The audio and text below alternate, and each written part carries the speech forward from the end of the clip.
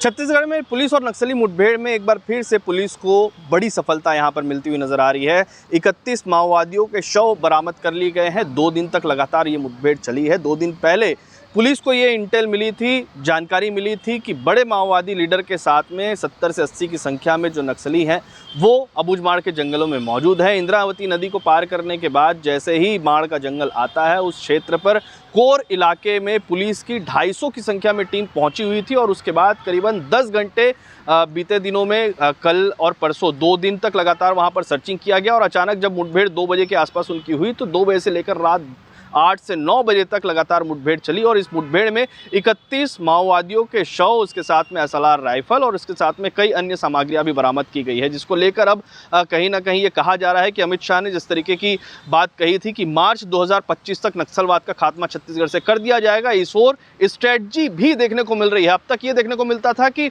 Intel कहीं ना कहीं कमज़ोर होती थी और इस वजह से न केवल जवानों को नुकसान उठाना पड़ता था बल्कि नक्सली लीडर भी जो है वो आसानी से मूव कर जाते थे, भाग जाते थे। लेकिन इस बार चारों तरफ से घेर कर उनको कहीं ना कहीं निशाना साधा गया है और इसके सीधी मुठभेड़ जिस तरीके से हुई है, नक्सल बस्तर क्षेत्र में नक्सल आईजी जो है बस्तर के आईजी हैं पी सुंदरराज, उन्होंने भी ये कहा है कि 31 माओवादियों के साथ में एसएलआर राइफल और इसके साथ में AK-47 जैसे कई आधुनिक हथियार भी उनके पास से बरामद किए गए हैं और 31 माओवादियों के शव भी बरामद किए गए हैं। इसको लेकर मुख्यमंत्री विष्णुदेव साय ने भी अपनी बात रखी है, कैलाश विजयवर्गीय ने भी कुछ बातें कही हैं और आईजी भी क्या कुछ कह रहे हैं, ये तीनों की बातें एक बार सुन लीजिए। माननीय अमित शाह जी 9 महीने में 2 बार नक्सलवाद को लेके छत्तीसगढ़ आ चुके हैं और उनका संकल्प है कि मार्च 2026 तक पूरे देश से नक्सलवाद समाप्त हो जाए और उनकी सोच के अनुरूप हमारे जवान यहाँ छत्तीसगढ़ में भी मुकाबला कर रहे हैं। देखिए, माननीय गृह मंत्री जी ने पहले ही कहा कि 1 साल के अंदर हम नक्सलवाद ख़त्म कर देंगे। एक समय जब 2014 में जब भारतीय जनता पार्टी की सरकार आई थी तो नक्सलवादियों की संख्या 5000 से ऊपर थी। कुछ गिरफ्तार हुए, कुछ सरेंडर हुए और कुछ मार दिए गए।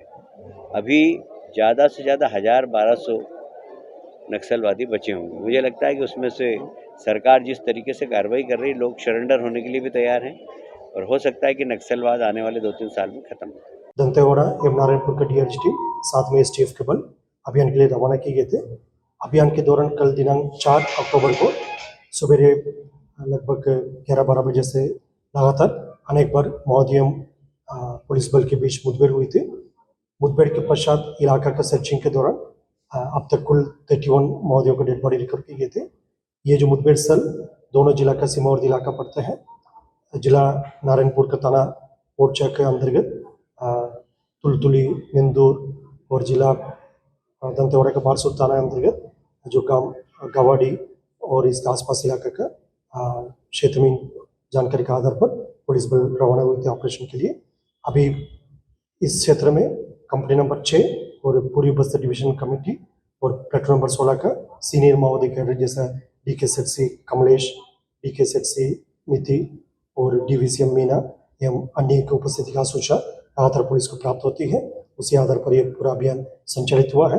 अभी डेड बॉडी की शिनाख्त कार्रवाई जारी है। जवानों को सफलता कैसे मिली, ये एक दिलचस्प बात है। इसके पीछे में जिस तरीके की इंटेल इनको मिली थी कि बड़े नक्सली लीडर कमलेश के साथ में कई अन्य जो नक्सली लीडर हैं, बटालियन नंबर 6 के कमांडर सहित करीबन 70 की संख्या में नक्सली वहां पर मौजूद थे और उनको घेरने के लिए 250 की संख्या में जवानों को भेजा गया था, जिसमें बस्तर फाइटर की टीम थी, जिसमें STF की टीम मौजूद थी और जिसके साथ में पुलिस के साथ में अन्य टीमें भी मौजूद थी। ऐसे करीबन 250 की संख्या में जब वहां पर जवान पहुंचे हुए थे तो पहले चारों तरफ से पहाड़ के चारों तरफ से इंद्रावती नदी को पार करने के बाद पहाड़ के एरिए में नक्सलियों की मौजूदगी दर्ज की गई थी और उनको चारों तरफ से घेरा गया था ताकि कहीं से भी नक्सली जो है वो भाग ना पाए। पकड़ने की कोशिश वहां पर थी और उसके बाद सीधी मुठभेड़ हुई है जिसमें अंधाधुंध फायरिंग नक्सलियों की तरफ से किया गया है। वहीं जवाबी कार्रवाइयां भी यहां पर बड़े पैमाने पर पुलिस की तरफ से जो टीम गई हुई थी उनकी तरफ से किया गया, जिसमें 31 माओवादियों के शव फिलहाल बरामद किए गए हैं। क्योंकि नक्सलियों का कोर इलाका था,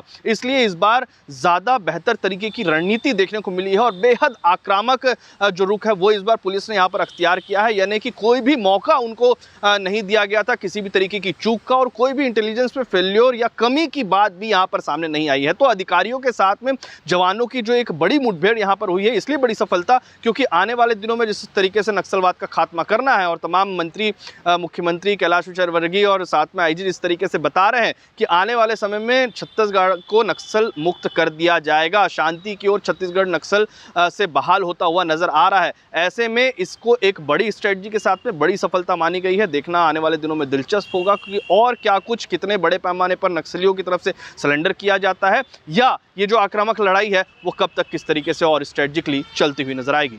छत्तीसगढ़ से TV9 के लिए अमित मिश्रा।